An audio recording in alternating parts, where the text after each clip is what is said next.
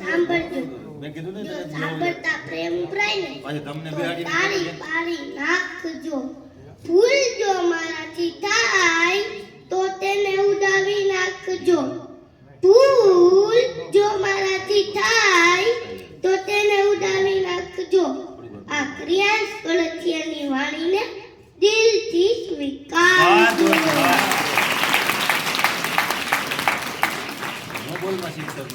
मेरे प्यारे पापा, पिता એટલે મકાનનો મજબૂત પાયો. પિતાની હાજરી સૂરજ જેવી હોય છે. સૂરજ ગરમ ભલે હોય પણ તે ના હોય તો અંધકાર છવાઈ જાય છે. ઘોડે ચડતો બાપ મરજો, છાણા વીતી માના મરજો. એમ કહેનાર જેને પિતા ના હોય તેને પૂછી તો જુઓ કે પિતા શું છે. માં ઘરનું ગૌરવ છે તો પિતા ઘરનું અસ્તિત્વ છે.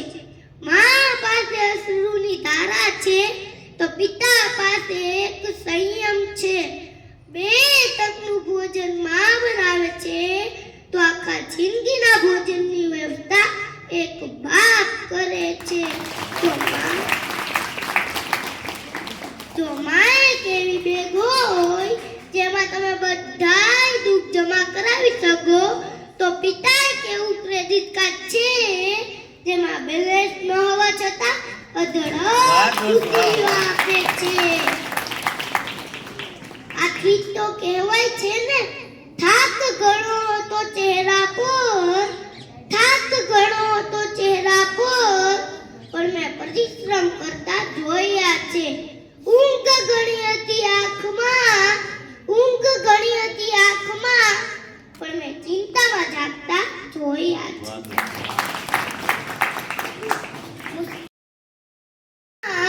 મુશ્કેલીઓ ઘણી હતી જીવનમાં, પણ મેં એકલા હાથે લડતા જોયા છે.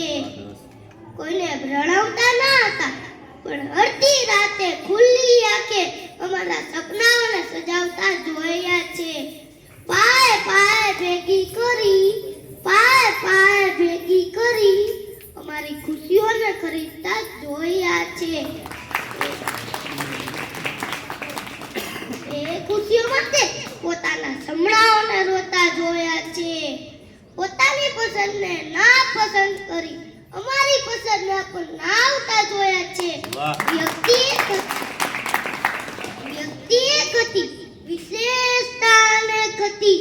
આ પિતા સ્વરૂપે મેં સર્જનહારને જોયા છે. મેં સર્જનહાર